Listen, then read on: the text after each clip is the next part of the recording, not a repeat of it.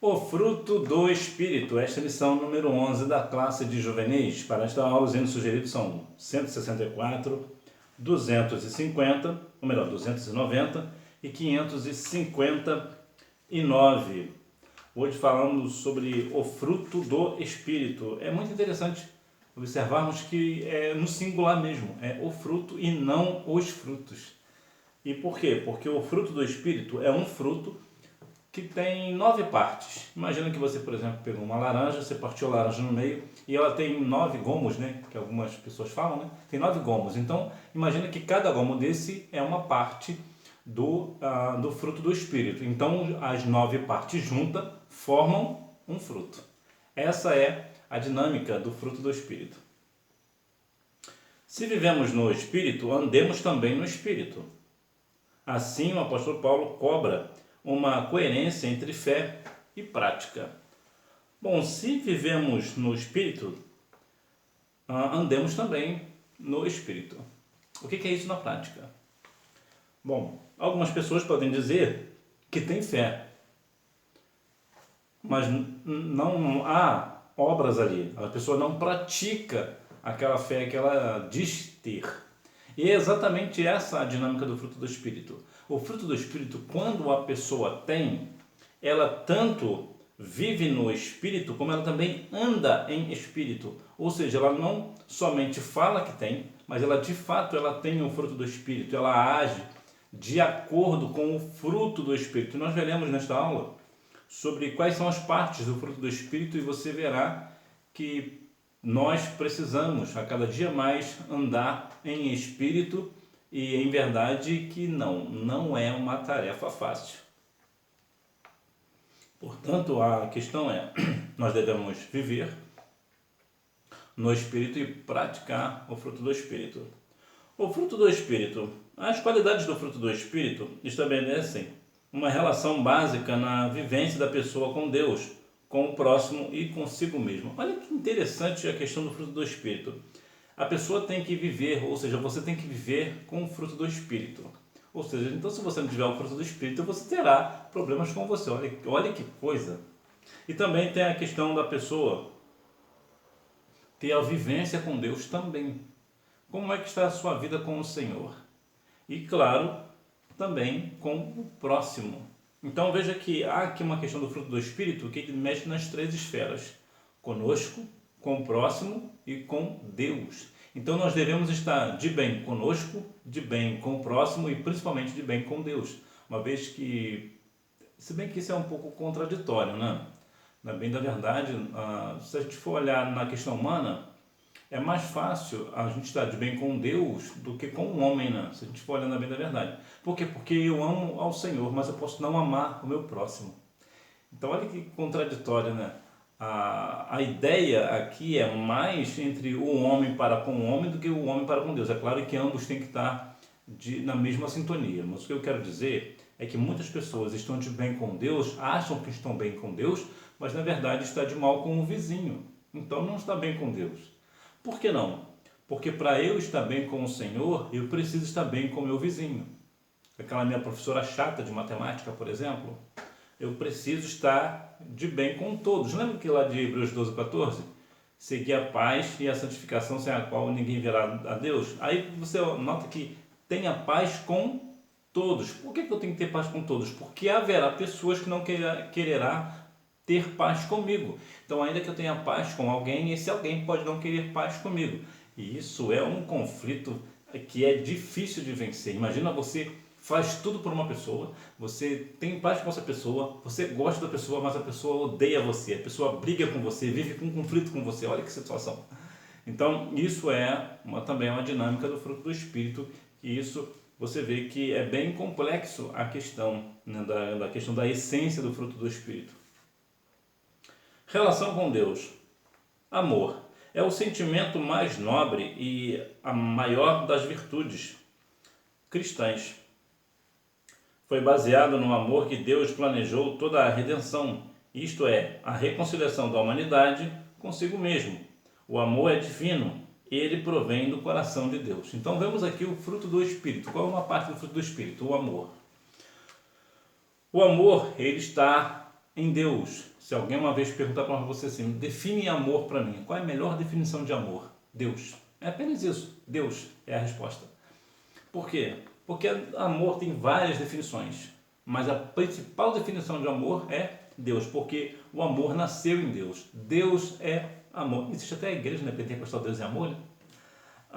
Então vemos que o amor ele é divino, ele provém, ou seja, ele vem do coração de Deus. Foi por causa do amor de Deus por nós que ele deu seu filho na cruz do Calvário, né? Como diz João 3,16. Então, esta é uma das mais nobres qualidades cristãs. Aí eu te pergunto, e você não precisa me responder aqui nos comentários, é somente para a sua reflexão. Você tem amado o próximo? O amor tem sido verdadeiramente algo que está realmente no seu coração? Você realmente ama aquela pessoa? Eu não digo somente amar aquelas pessoas que te amam, mas principalmente amar aquelas pessoas que querem conflito com você. Aquele teu vizinho, né, que faz qualquer coisa para te tirar do sério, né, o seu professor ou alguém, seja quem for. Você tem paz com ele? Aliás, você tem amor por ele ou por ela? Isso aqui que é a grande questão, porque amar aquela pessoa que me ama é fácil. Agora, difícil é amar aquela pessoa que nos odeia. Então, eu te pergunto mais uma vez, se verdadeiramente tem amor no seu coração, o amor verdadeiramente é o sentimento mais nobre que você tem no seu coração, principalmente para aquelas pessoas que não gostam de você? Não precisa me responder aqui nos comentários, só para deixar você na reflexão. Gozo é a alegria que faz o crente superar as dificuldades e confiar na vitória, por mais tardia que pareça ser. É interessante notarmos que o gozo e a alegria é a mesma coisa. É interessante notarmos que muitas vezes o cristão passa por situações tão complexas, tão difíceis, mas ele continua com o coração cheio de alegria. Existe um texto aqui muito interessante lá no livro de João. Olha como é que eu já veio, né? João capítulo 15, versículo 11. Olha que o Senhor Jesus nos diz: tenho-vos dito isto, para que a minha alegria esteja em vós e a vossa alegria seja completa. Aí você vê o cristão passando por situações complicadíssimas e ele continua alegre. E o povo, o mundo não entende este negócio. Por quê? Porque faz parte do fruto do Espírito. Porque só o cristão tem esse negócio de, independente das circunstâncias estarem muito difíceis, ele continua alegre. Por quê? Porque, como diz lá em Neemias 8:10, né? A alegria do Senhor é a vossa força. Então a nossa alegria vem do Senhor. Paz. Quem não conhece Jesus não entende como um filho de Deus consegue manter a paz em circunstâncias adversas. Se falando de paz, nós falamos do príncipe da paz. O mundo não precisa de paz, o mundo precisa do príncipe da paz, que é Jesus.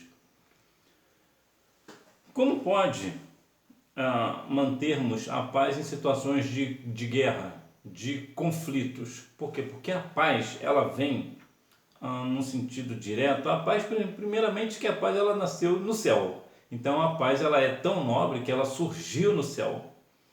Então, para uma pessoa ter paz, ela precisa ter equilíbrio, ou seja, as coisas exteriores não o afetam, né? Não afetam o seu interior. As coisas que acontecem fora não afetam aquilo que está dentro. Então, para a pessoa ter paz, ela precisa ser uma pessoa extremamente madura, conseguir compreender este negócio. Então veja por que isso, porque nós temos o príncipe da paz, que é Cristo. Então, como Cristo é o príncipe da paz, então nós temos uma referência de paz. Quem é a nossa paz? Cristo é a nossa paz. Jesus falou: eu vos dou a paz, a minha paz vos dou. Então nós temos a paz de Cristo. E por nós termos a paz de Cristo é que as pessoas não compreendem que passamos por situações difíceis, mas nada abala a nossa paz. Agora, a relação com o próximo. Longanimidade. Significa ter a paciência necessária ou ser capaz de conviver pacificamente com as pessoas que por qualquer motivo nos ofendem. Paciência, lembra de Jó? Paciência, aquilo que é paciência, não? Paciência de Jó. Ter paciência requer muita prática. Ter paciência é algo que nos traz algo muito interessante. Então, no livro de Romanos, no capítulo 5, nos traz algo interessante sobre este negócio. E veremos que, na bem da verdade, olha o que vemos lá no capítulo 5, a partir do versículo 3 de Romanos, nos fala assim, ó: não somente isto, mas também nos gloriamos nas tribulações, sabendo que a tribulação produz perseverança, e a perseverança, experiência, e a experiência, esperança. Ora, a esperança não traz confusão, porque o amor de Deus está derramado em nossos corações pelo Espírito Santo que nos foi dado. Então veja que nós temos uma esperança. E por que nós temos esperança? Porque nós temos que ter paciência para ter esperança. Você não vai ter... Vou te dar um exemplo prático. Imagina que você está indo para a escola, por exemplo. Eu não sei como é na sua cidade, mas imagina que você está esperando o ônibus para ir para a sua escola, por exemplo. Você precisa ter paciência para esperar ele. Esperar vem de esperança. Ou esperançar, né? Que eu acho mais bonito o verbo esperançar, que apesar que é difícil das pessoas falarem do verbo esperançar, mas eu acho mais bonito o verbo esperançar. Então você vê que a paciência, ela se faz necessária, ou seja, você terá que ter paciência para ter a esperança de aguardar aquele ônibus que virá. E isso é só para dar um exemplo mais prático. Mas na verdade, ter paciência, por exemplo, a sua mãe deve perder muita paciência com você. Então, ter paciência é algo difícil. Precisa ter prática, precisa ter autocontrole. Então, não é uma tarefa fácil. E nós só vemos isso no decorrer da nossa vida. Ou seja, ter paciência, em resumo aqui, é uma pessoa ofende você com palavras ou até mesmo te agride fisicamente e você fica ali parado. Você não reage. O que é isso? É paciência. Isso é ter paciência. E isso é muito difícil. Benignidade é aquela tolerância incomparável de não desejar mal a ninguém, sempre querendo o melhor para todos e se alegrando com a prosperidade e a vitória alcançadas pelo próximo. Você fica feliz quando alguém vence? Há algumas pessoas que têm inveja, né? Só o sangue do cordeiro, que chamam de... Algumas pessoas chamam de inveja santa, né? Só o sangue do cordeiro. O que é benignidade? É você querer sempre o melhor para todo mundo. Independente das circunstâncias, você quer o melhor para aquela pessoa. Ainda que aquela pessoa, às vezes, de repente até te afligiu por alguma razão, até te ofendeu, mas mesmo assim você continua querendo o melhor para aquela pessoa. O que é isso? É benignidade. Também é algo bem difícil de ter. Então, nota que o fruto do Espírito não é uma tarefa fácil. Por que não é uma tarefa fácil ter o fruto do Espírito? Porque para alguém ter o fruto do Espírito, ele precisa se negar. Negar o seu querer, o seu desejo, negar a si mesmo. E isso, negar a si, negar a sua vontade é muito difícil. É muito difícil. Vai contra a sua vontade, é muito difícil. Então é por isso que é tão difícil desenvolver o fruto do Espírito. Então a benignidade está aqui, nessa questão de, independente das circunstâncias, você quer sempre o melhor para o próximo. Bondade. Muitas pessoas se mostram bondosas só na aparência. Dão esmolas, se aproximam de crianças, praticam caridade pensando que as boas obras levam ao céu. Isto é puro engano. Estão aí os políticos para nos mostrar isso na prática, né? Como o político faz. O político chega, pega a criança no colo, dá até beijinho em criança, não é assim? Diz que é uma pessoa bondosa, dá esmola em alguns casos. Para quê? Para parecer ser uma pessoa bondosa. Mas bondade é algo que está dentro do coração, é espontâneo. A bondade, independente se tem alguém olhando ou não, a pessoa é bondosa. O político ele só é bom por quê? Porque tem pessoas olhando, tem pessoas filmando, né? Tem talvez uma emissora de TV, alguém está filmando com o celular para colocar em rede social. Então ele aparenta ser bondoso. Mas vemos que não é aqui o caso. Por quê? Porque a verdadeira bondade mesmo mora no coração. Ou seja, independente se alguém está te filmando ou não, você vai ser bondoso, você vai ser uma pessoa boa, porque é a sua essência, não tem como te tirar isso. É o que? É o fruto do Espírito. Então ninguém tira isso de você. Relação consigo mesmo. Fé. Ela procede de Deus. Ele é o doador da fé. É através da fé que o cristão se mantém fiel, leal ao Senhor. Agora falando de fé. Qual é a medida da sua fé? A medida que eu digo não é em questão de quantidade e nem mesmo de qualidade. É mais uma questão de percepção. Como é que você percebe a sua fé? Você tem fé realmente? Você tem fé de bule ou fé de gambá, né? Porque fé de bule é pouca fé. E fé de gambá porque fé é demais. Então veja que ter fé é algo que todo mundo tem, mas nem todo mundo sabe exercitar essa fé. Fé, existe a fé salvadora, existe a fé de cura, né, para receber a cura, existe a fé de crer no Senhor Jesus, existe a fé sobrenatural, existe a fé natural. Então há aqui algumas questões sobre fé, mas de um modo geral, você tem qual é a medida da sua fé, porque é pela sua fé que você vai ser leal ao Senhor, ou seja, se você realmente crê que o Senhor Jesus é o seu Senhor e você tem fé nisso, então você fará tudo o que Ele mandou você fazer. E você não vai fazer algo que Ele não mandou você fazer. Então você está sendo o quê? Leal ao Senhor. Você está devolvendo o que Ele te deu, que foi o quê? A fé. Então você tem fé no Senhor, você acredita nele.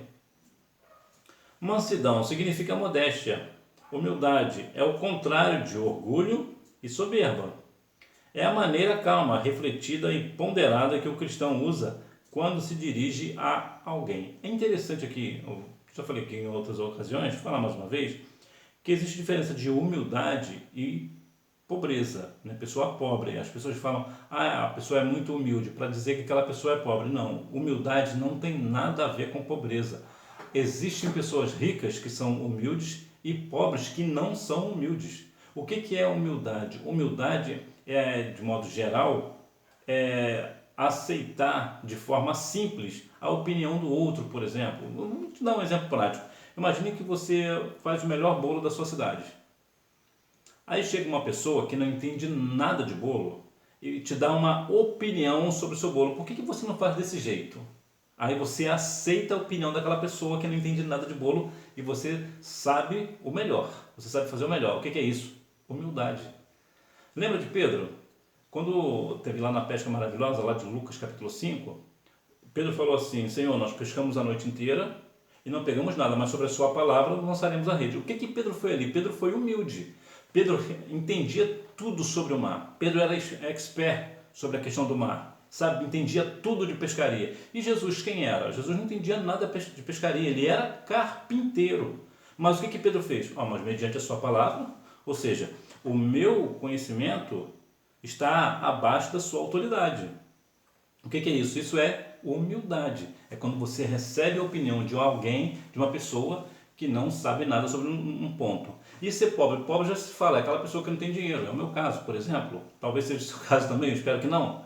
Então o que é isso? Isso é a diferença entre pobreza e humildade. Então a mansidão aqui, que é o nosso ponto principal, é o jeito que você se dirige a alguém. Você é manso ou você é igual Pedro, né? Que Pedro era brabo, né? Pedro, qualquer coisinha, já puxava a espada e cortava a orelha do outro. Né? Pedro era enérgico, inclusive dos discípulos, de todos os discípulos de Jesus, Pedro é o que eu gosto mais. Justamente por isso, por ele ser enérgico, ele tinha opinião, ele partia para frente, ele não ficava na retaguarda, ele sempre dava a palavra, ainda que algumas vezes ele cometeu alguns delitos, alguns erros nas suas palavras. Mas eu prefiro uma pessoa que se posiciona do que uma que não se posiciona para ficar neutro. Então veja, como é que você se dirige a uma pessoa? Com mansidão ou é brabo igual Pedro? Então, isso aqui é a questão da mansidão. Temperança. Este termo significa ter domínio próprio, possuir autocontrole. Temperança é a virtude de saber viver com moderação, comedidamente, com sobriedade. Temperança, vou te dar um exemplo aqui prático de temperança. Na sua classe deve ter algumas pessoas e essas pessoas são completamente diferentes. Tem aquela pessoa que é brincalhão, né? Tem aquela pessoa que é mais séria, tem aquela pessoa que acaba falando demais, né? E falar muito e falar demais são coisas diferentes.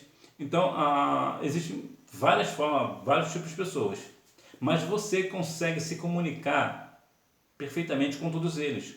O que é isso? Temperança. É você saber falar com um e saber falar com outro. Pessoas completamente diferentes, mas você consegue se dar bem com todos. Ou seja, você tem temperança. A temperança tem muito a ver também com tempero. Lembra de sal? Mateus 5,13, né? Vós sois o sal da terra. Para que o sal serve? Para temperar, para dar temperança. Ou seja, para equilibrar, para dar sabor. Então a temperança tem essa ideia de você saber lidar com um e saber lidar com o outro, né? Você é uma pessoa moderada, né? Sabe falar um ponto aqui, outro ponto ali. Eu falei sobre a questão da língua, né? As pessoas que falam demais e outros que falam muito são de coisas diferentes. O que é falar muito? É quando uma pessoa começa a falar e não para. Eu tinha uma aluna que falava, meu pai eterno do céu, falava demais. Ela falava, não, melhor, não falava demais, ela falava muito. Falar muito é quando uma pessoa não para de falar, ela fala toda a vida. E o que é falar demais? É quando uma pessoa fala aquilo que não deve.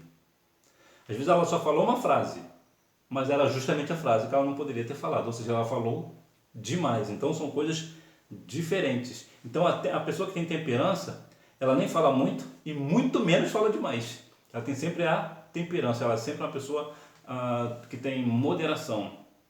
Agora, é claro, né, há pessoas que falam muito e é natural. Eu conheço algumas pessoas que falam, inclusive homens, que falam muito, mas não falam demais. Cultivando o fruto do Espírito. Quando cheios do Espírito, vamos exibir os dons e também o fruto do Espírito. Isso, porém, obviamente, envolve tempo. Se você pegar, por exemplo, hoje e plantar um pé de manga, por exemplo, ele vai demorar um tempo para crescer. E põe tempo nesse negócio. Ele vai demorar alguns anos.